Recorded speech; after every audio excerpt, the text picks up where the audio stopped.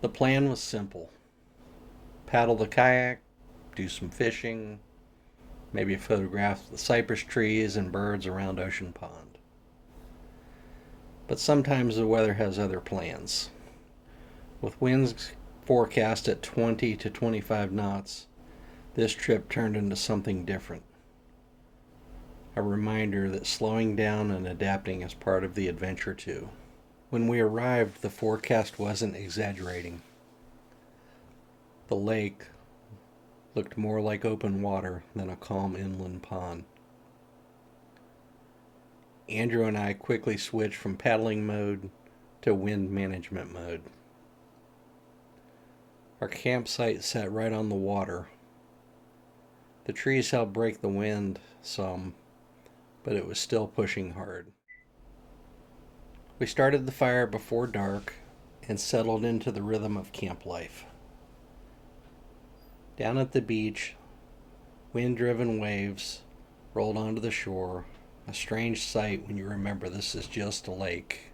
Around sunset, Andrew put together a simple appetizer: sautéed sausages by the fire with some mustard.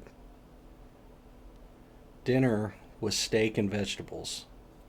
Good food always tastes better outdoor, especially after adapting to the day's conditions. As the temperature dropped into the lower 50s, the wind slowly faded. We toasted the evening and let the fire carry the conversation. Down by the lake, I set up a time lapse to capture the night, letting the camera watch while we simply enjoyed being there. At some point during the night, a raccoon decided to visit camp. Despite the wind earlier, the night was surprisingly comfortable. Underquilt below, sleeping bag used like a top quilt, and the gentle movement of the trees overhead made for a calm night hanging in the hammock. Morning arrived in the upper 40s, but warmed quickly once the sun came up.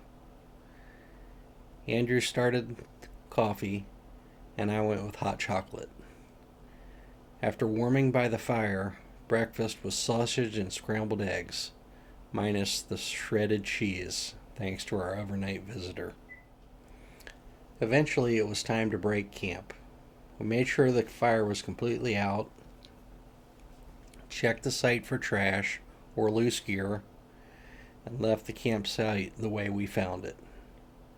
No fishing this time, but still a perfect night outdoors. Not every trip goes as planned.